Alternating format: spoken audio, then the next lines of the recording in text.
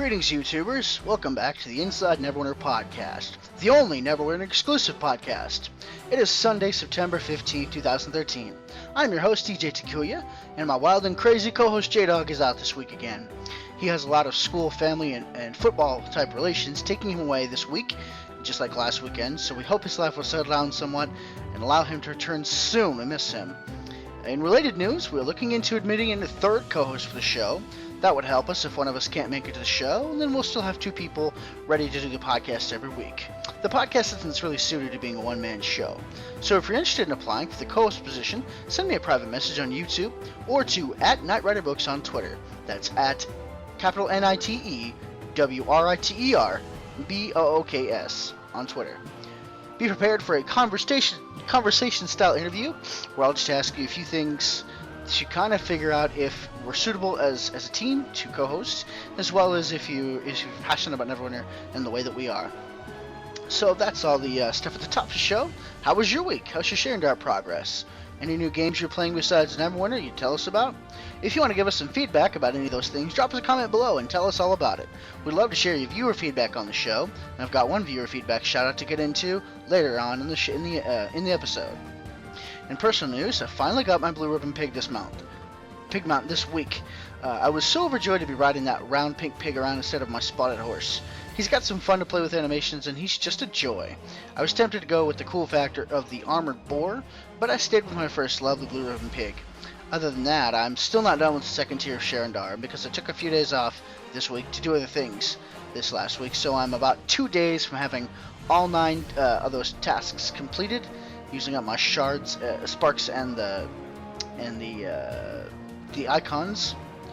So once that's done, I've got about half of the Feywild sparks needed to collect to open the realm of Malabog, and I can't wait. That will. I'm sorry, I've lost my place here. Okay.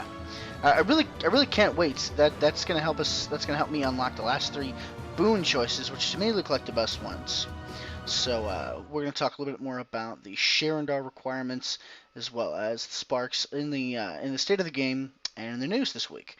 Since we've got something to get into, let's just hop into the state of the game review this week. All right, in the state of the game, we have a bit of a retraction to make this week. Last week I shared my Sharandar dailies. Kaioshin on YouTube had a correction for me. He said the following. You made the same mistake I did. The second tier in the Sharandar campaign isn't really 9 days, it's much longer because you need 150 sparks for the key for the third tier. Only realized it after I had completed 9 out of 9, anticipating checking out the new area, but instead I head desked. I'm glad there's finally a podcast for the game. Keep it up. So shout out to Kaioshin. Thanks for your encouragement for that information. Y'all have no idea how much that kind of feedback means to us. It's really great to get feedback like that and just to know how we're doing and if people are enjoying it. So Kaioshin is right. It will take a little longer than 9 days to open the realm of Malabog if you haven't already. You'll learn the Feywild sparks you need from the Battle of Sharandar daily. Battle for Sharandar is its name, from Marisara Winterwhite, who stands in the center of the Sharandar hub in front of the pool of water, and right above her she's marked by a red banner with the Sharandar logo, so she sees a spot and you'll be able to find her. She'll have you pick up the Fade Art crystals that drop from every Fomorian creature in Sharandar, and you'll release the energy from them in the pool of water behind her. And additionally, she offers a weekly quest named the Arcane Reservoir, which is another solo dungeon crawl, and it rewards 50 Feywild sparks compared to the 10 sparks from the daily. So that's a total of 120 Feywild sparks weekly, earnable in 1 week, so if nothing else, it will only take a week once everything else preceding it is done to unlock the Realm of Malabog. So the Realm of Malabog takes about 150 Feywild sparks to unlock, as well as some crescents, some gold crescents. Crescents are easy because you can buy them with a Fomorian concoction. The sparks are the hard part. So once you get them, and you've spent them on those 9 tasks to get to that, it's kind of a delaying tactic there. It's very sneaky, but it's in there, so we'll have to put up with it for the time being to get to that next area that gives us greater rewards for it. So once you've bought your Malabog's Castle Key, spent all the sparks you need for and the relics that you need for the what is it called? What are they called? I can't remember the task name, but it's strengthening the defenses of the Feywild in Sharendar for the people of New Sharendar. So it's something that you're doing to help out. And so once you're done with all that, you can do it in about a week. I've sitting on just about 70 from not even trying, so you shouldn't have too much problem with it. So that's about the state of the game. I think most players are either done with the second area, the Fey. Sorry, I've got a little pop-up. We're about done, most of us, I think, with the what is it? The Witchfin area. It's the Feydark? No. Gosh, I've forgotten the name, but the second area. We're about done with being there, and we'll move on to the third. And there are minimal rewards for going back. Each of your daily quests, each of the 3 dailies you get before the dungeon crawl daily that you'll get rewards you one of the currencies for that area. In the case of the first area, it's the seed. Or in the second area, the relics. In the third area, they have swords, so that's your currency rewards from those. So you have to do 3 quests to get 3 of those, usually for daily stuff, and then you get about one gold crescent per. So it's kind of a very low drop off. So once you're in the swing, like we mentioned last week, it was corrected to be staying in one zone once you've unlocked whichever zone, most current zone that you're in. So that is still the best bet for you, and your extra sparks can be earned with those weeklies, the Battle for Sharendar, and then the Arcane Reservoir. Once you've done the Arcane Reservoir and you're doing that, doing the Battle for Sharendar along with your regular dailies in the second area there, I would suspect you're going to be earning pretty much what I'm earning now, which is nothing to sneeze at. The only problem is that you really spend a lot of your Feywild Sparks early on to buy your Malabog's Castle Key, and I bought it, but I still haven't used it, and it takes 50,000 Astral Diamonds. It's just nothing to sneeze at, so it's definitely coming up as being an issue here, and were it not for that, probably would be ready to go to the Realm of Malabog once I was done. But with all that in tow, we've got a little bit of time. So it looks like it's supposed to take about 3 weeks, and we've been through about 2.5, maybe 3 already. So any of us who are lagging behind by a couple of days, like I am, should be right about there this next week. So hopefully by next week's show, we should have had a peek at the new area, the Realm of Malabog, and we should learn what all goes on there, what we can look forward to once we've unlocked that area. Next, we have the news from the Enclave section. So the news this week is all about a patch that dropped that somewhat changed the Midsummer Festival event. And I'll put a link to the news page with the patch notes in it in the description of the video for your perusal. And so basically, the main changes that you're going to notice are: the gateway has been updated to remove a beta tag, add a buy supplies button on the profession task list page, and to fix some minor layout orientation issues on the age and guild pages. I'm reading that directly from the page here. That's what's noticeable immediately. The other things that you notice are related to the Midsummer Festival event. Bottomless water skins now properly temporary and will expire after 8 hours. You may now trade in a favor of Sune for 220 Fire Blossom Petals at the Tribute Store. The provisioning profession task, collect a few Fire Blossom Petals, now awards 150 petals instead of 15. And move the location of several of the pigs in the animal herding event, so that they'll be less likely to get stuck on terrain. And lastly, we have a new profession task called Heroes Feasts, give you 5 items that boost your allies' health and power, and gives you a location to invoke, kind of like a portable altar does. And all that stuff is in fitting with this almost passing of the event here. We're about 2 days out. By the time this is uploaded and ready for viewing, we'll be about 2 days away from the end of the event. So luckily, this is a yearly event. We'll be getting this every year. So fortunately, we can look forward to this coming back next summer.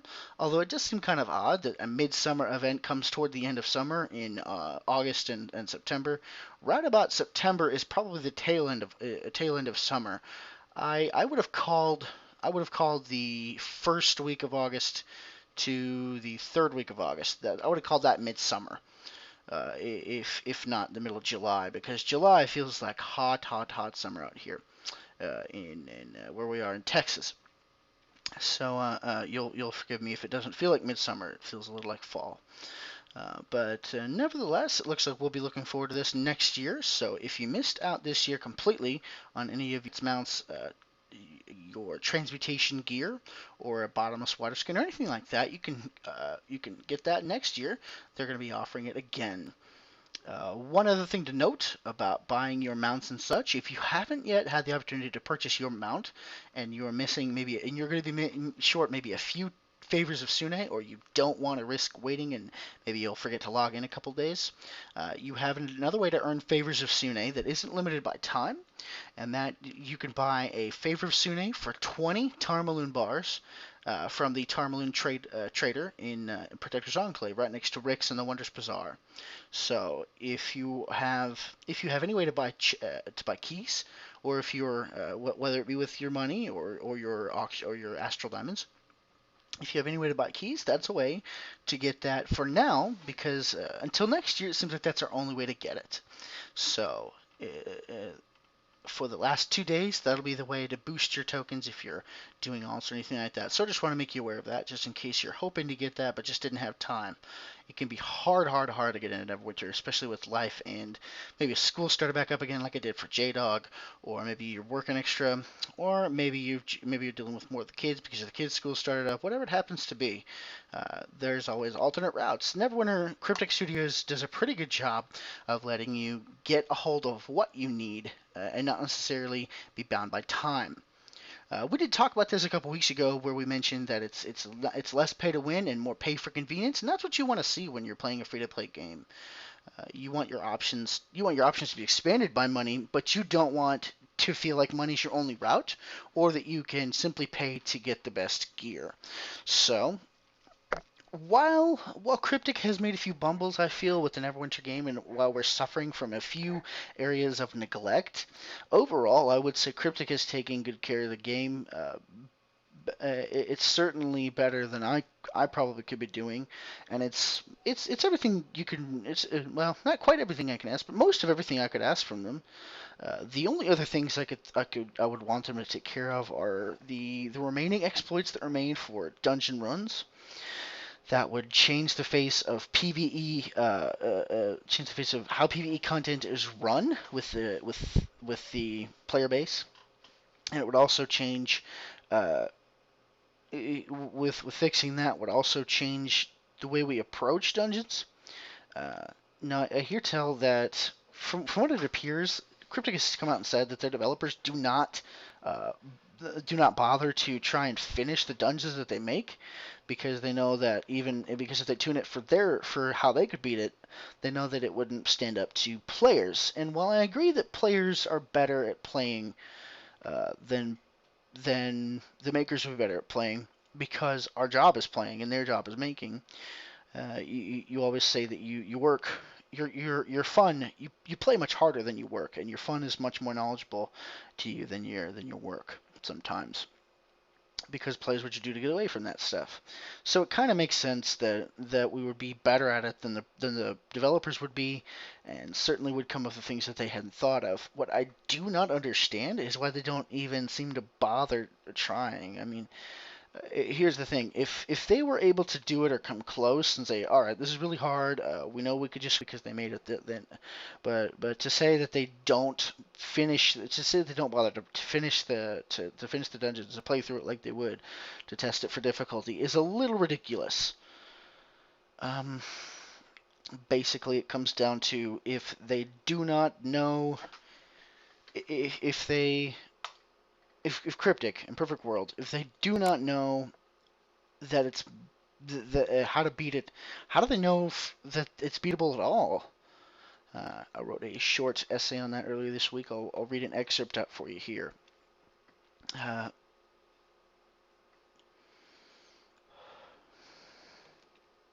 As a result of flawed design theory, we have a system where players thought the best way to complete content was to cheat it, and Cryptic let them do it. Why? If it was a case that designers aren't good gamers, they need to be good designers, and they better know how to stop the exploits. If that's not the case, the only conclusion to be drawn from this is Cryptic's design team doesn't care. So the question left after talk like this and realizing this is does Cryptic care? And if they don't care, the answers that come from that breed new questions. Is if they do care, why are they acting like they don't, in that they are letting exploits go, and that they're letting this content be. It's fairly difficult. You want here's the deal. You want to provide your players with choices. And so when you are building a free to play game like this, you want people to be able to choose their difficulty. You could choose to do a random difficulty, like a random dungeon when you queue for it, and you get it and it comes up. Or like when I say random, I don't mean the dungeon itself is random, because that's not how it works in Neverwinter. It's more the people you run with are random. It just picks from whoever queued. So when you do something like that, you should be able to do it with reasonable accommodations. Meaning, if someone in your team is just screwing it up for you, your healer's not healing, or your controller isn't controlling, or your tank is off picking his nose, um, if you encounter a situation like that, you should be able to first of all ditch that person through vote kicking options, and then second of all, find a replacement. The problem with the system is that there's so many complaints of they can't find a replacement. They cannot fix the system. There's so many basic problems at the level of this, and while design choice is seeming to be changing because of the way Malabok's Castle seems to be different from Castle Never, and I of course am speaking from secondhand knowledge. I have not actually experienced any of this, so I have to go by what I'm reading and absorbing and kind of read between the lines. But what we're getting is a level of difficulty that changed from packs of ads, which I do understand because I did level in dungeons, from every boss being a boss and then manage his ads, and the ads are harder to manage than the boss, to a fight where the boss's ads are manageable, and he becomes the focus, or the boss becomes the focus, and that's what you want. If you throw extra difficulty in the way of ads, you don't want the ads to overshadow the boss. Otherwise, it might as well not be a boss, just be a named creature who drops a rare named creature who drops epic loots. You know what I'm saying? So what we have is a system, while it's moving in the right direction as far as design, we still have some fundamental flaws because we still have to do daily dungeons that are from Tier 1 and Tier 2 that still have problems with them. Some of them are still exploitable. Some of them are difficult with random groups. When I did try to do randoms for Epic Dread Vault, I would notice that we wouldn't get very far before someone would quit. So it was either a situation where we could not get to the end, it basically wastes our time, or we take the time to form a group of people that we know, which would be fine if in and of itself. If that was the only way we had to do it, that would probably be better. But if a random queue isn't working, it may be time to change the design, because at the very least, if we cannot seem to fix what's happening with the queue system, screwing over players like me, who I can't. It doesn't really screw me over because I mean it didn't take anything away from me, but it does sort of waste time. The situation where it doesn't really help players like me. It's just more of a hindrance. You want a system where everybody can come in and play, basically, because they're all contributing in one way. Your free players will provide service to your paying players to run content together, build an economy, just be a quality addition to the game, because it is a virtual world you build. And that's not what we're doing here. And other companies I've noticed have been able to do a better balanced job of taking care of multiple types of customers, but no system is perfect. However, this system I feel is less than optimal. We do not want the kind of things that we're hearing about. We don't want exploits, we don't want game-breaking bugs, and we don't want difficulty for dungeons that's just not necessarily not doable with a random group, because I feel that's bad design philosophy.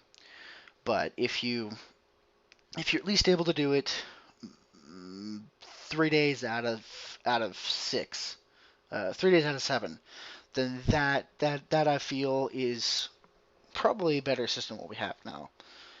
Because I've got 3 out of 3 with we didn't get anywhere. So that's just my 2 cents on my personal experience. Hopefully, if anyone cares to listen to this show, hopefully they've gotten that and they understand where we're going with that. Hopefully they listen to our feedbacks either on the forums or in mails or however we need to do it, so that we can get our input recognized, because the ones who recognize bugs and problems with the games are players. That's another service that our free players will provide for the game. So all in all, that's enough of my soapbox here, talking about what we should have in a game. Excuse me. Let's move on to the featured foundry. I want to promote the current foundry spotlight that Cryptic has right now. This is Tower District Travails. It's not too long. It's a familiar tale with Neverwinter twist and a very satisfying ending. That's not this week's featured foundry. It's just one of note that I thought we would promote on the show, thanks to being the spotlight, as well as it was a foundry I really enjoyed when I discovered it. So, this week's featured foundry is a quest called Silver Thieves by @Waldo79, WALDO79. This was one of the featured on the landing page. So you probably, if you haven't already played it, you're probably going to play it, even if you didn't hear this. But the featured foundry is going to be the featured foundry. I wanted the first couple weeks we'd cover things you probably would have heard of, and then, afterward. And if you're not a foundry player, to get you to try foundry. And then once we've covered these first couple of establishing weeks, I want to kind of really delve into the rare ones that aren't featured, that aren't really well known, to get those out there, because I feel that's a good service for the foundry. So if you've got a foundry suggestion, if you want your foundry quest played through and possibly as a candidate for the featured foundry, please send a private message on YouTube to DJTakuya, that's me on this channel, or to @NightRiderBooks on Twitter. That's capital NITEWRITERBOOKS. Alright, so this week's featured foundry is Silver Thieves by @Waldo79. Silver Thieves is a gameplay-centric foundry quest. Its story is pretty standard, and the worst that can be said about it is that it's a basic storyline. It's the multitude of interesting enemies you face and the diverse combat. I was entertained the whole way through. Excuse me. Silver Thieves is a not-too-brief romp through the Protector's Enclave sewers in chase of a mysterious silver mirror stolen from a barmaid who was the quest's originator. You brave the sewers beneath the Driftwood Tavern and Protector's Enclave to investigate. You'll be drawn into the mysteries through the clues you follow, and you'll have a few laughs at the quest's humor as well. When it's done, you'll be satisfied by this foundry. Silver Thieves is a good solid foundry, and it exemplifies what a good foundry should be. Its only shortcoming could be said to be the thin plotline throughout it and the seemingly unrelated side plot you run into, but it's not mishandled. All parts of this foundry are put together well, from the environment to the dialogue to the mob packs. You're sure to find something to enjoy there, so happy adventuring. Just as a side note, I'd like to say that Silver Thieves was enjoyable for the reasons of it didn't throw the same kind of ab pack at me every 5 feet in the quest. That's what I've seen in some foundries, and to be honest, those had other strong points. That was not their best point. But Silver Thieves was more of an adventure. Sometimes you don't need a very strong storyline to get you interested in what's going on and get you involved. Just the simple ability to choose your dialogue trees with your NPCs, either taking the pragmatic choice or taking the somewhat antisocial choices in dialogue trees. That's always kind of a fun choice, as well as a little bit of role play if you like role play. We've learned that from certain things that we don't necessarily need to be deep, and not every quest needs to be Inception or anything. We just need to be able to be entertained, and for our immersion not to be broken, for us not to have our suspension of disbelief tampered with. And Silver Thieves is a quest that did that properly. At first, I thought I had already played this one, so I'm glad that I picked it out and played it through, because it's everything that, if you're building founder quests, it's everything that you should strive to be. Every quest pack that I ran into in that foundry was it was different. We had caster mobs we had big tanky caster mobs, as well as small cleanup mobs. We had mobs that we had packs that spawned extras once their main mob, big elite was killed. We had all sorts of different stuff going on through there, and the environment never really repeated itself. We did have similar rooms, but we didn't. You're not really going to walk into these sewers the sewers underneath there, feeling disgusted by it. It's very nice looking sewers. I mean, it's really well made. You can tell a lot of thought went into it. It wasn't overthought. It was made by someone who is very capable at handling what needs to be in a foundry and what needs not to be. So if you're looking for something quick, something fun, something not too full of itself, something that doesn't take itself too seriously, Silver Thieves is perfect. So go try that out if you haven't yet. Once again, we are. I do want to remind you, we are taking your advice for Featured Foundry suggestions. If you have one, if you know of one that you want to promote, send it to us in a private message or Twitter or a tweet, and we will be happy to take a look and play through it, see how we like it, and if we did find something that worth saying about it, we'll bring it into Featured Foundry. Like we said a couple weeks ago, we are willing to have one, two, or as many as it takes every week in the Featured Foundry. So, and once again, you also have the option of putting that into a comment on the video. So don't be afraid to do that either. All right, I think that's everything today. That's our news. That's our features.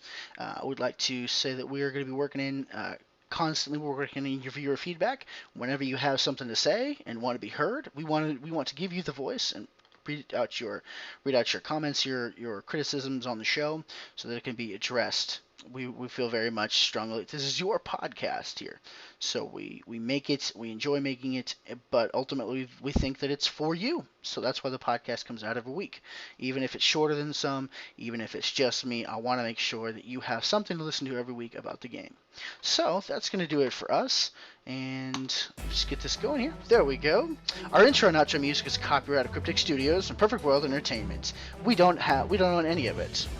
If you're interested in hearing more of my voice and seeing my handsome face, I operate 2 channels on YouTube. My first is DJTakuya, the channel you're listening to us on, and the channel I post gameplay videos to, as well as the podcast.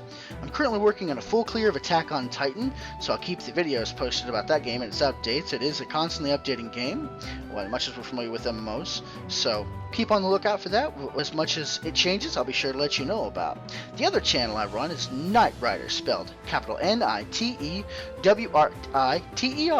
That's where I post my video blog series entitled Adventures of an Amateur Author. That's where I chronicle everything I've learned about writing, as well as everything that I didn't expect to find out or to learn while I was learning about writing. So that's rather than take a look back several years down the road, I just want to keep it going as it happens. So keep an eye on that channel for all the point of views of writing, specifically story focus. If I find lots of extra content as far as foundries, quest lines, all that kind of stuff to cover, that's where I'll be putting that. Is I'll be focusing on the story and critiquing the plot lines and everything, and definitely taking a look at that on that channel. That's going to be it for us this week. Tune in next week Sunday for another episode of Inside Neverwinter. Safe travels until then, Neverwintians.